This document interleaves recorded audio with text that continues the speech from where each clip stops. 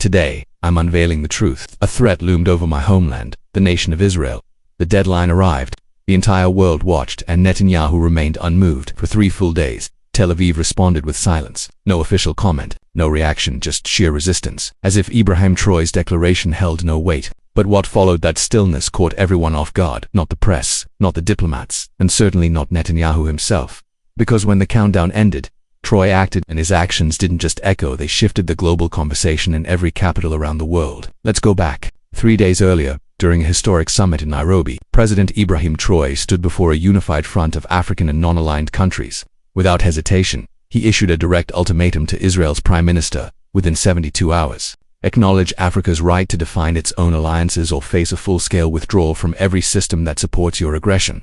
This wasn't just about Gaza. It wasn't limited to a single war. It was about something far deeper: dignity, independence, and an end to Africa being treated as irrelevant on the global stage. Yet Netanyahu didn't budge. He ignored the message. Israeli media labeled it empty theater. Western coverage barely paid attention. The hours ticked by, the deadline loomed, and Troy remained silent until the final second. At midnight GMT, a broadcast emerged from Ouagadougou. No music, no ceremony, just a plain black screen. Then, Troy appeared, dressed in full uniform, standing alone at a microphone. His tone was measured and steady. "Our voices have been dismissed," he began, "so we will no longer remain silent." He proceeded to make 3 announcements, each more shocking than the last. First, he declared the immediate freeze of all Israeli economic interests in Burkina Faso, including banking, telecommunications, and military agreements. Second, he called for a continent-wide summit of 15 African nations to establish a new alliance, one that would reject coercion from former colonial powers and their partners. Third, he urged African nations that host Israeli embassies to rethink their diplomatic ties, not through conflict, but on the grounds of principle. "No country has the right to ignore an entire continent," Troy said. "Our deadline wasn't a threat, it was a reflection. And now the world must see itself clearly." The transmission ended, and the reaction was immediate. By sunrise, 3 countries, Chad, Mali, and Guinea, had pulled their ambassadors from Israel. 2 others froze Israeli development projects. South Africa issued a statement applauding Troy's boldness and vision. But what truly grabbed the world's attention was what erupted in the streets.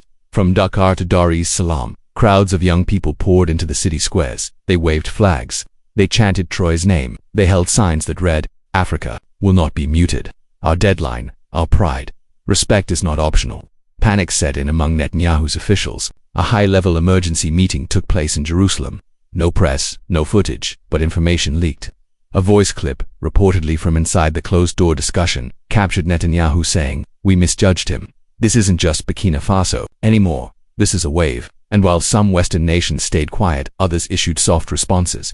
France called for restraint. The EU asked for dialogue. But none condemned Troy. Not this time. Because what they saw wasn't just diplomatic tension, it was momentum.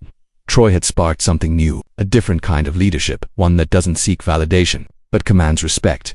And the question that now weighs on Netanyahu is no longer just about next steps, it's about scale. How big will this grow and how fast? Because when the world ignores a deadline, things don't return to the old ways. They move forward and leave the unready behind. Before you leave, ask yourself, did Netanyahu underestimate Troy? And if you were in Troy's position, what would you have done? Tell us in the comments and let us know where you're watching from. Is this the start of a new global turning point? If you felt the gravity of this moment, tap that like button, subscribe for more raw, unfiltered analysis of the events reshaping our world. This isn't just politics. This is history in motion.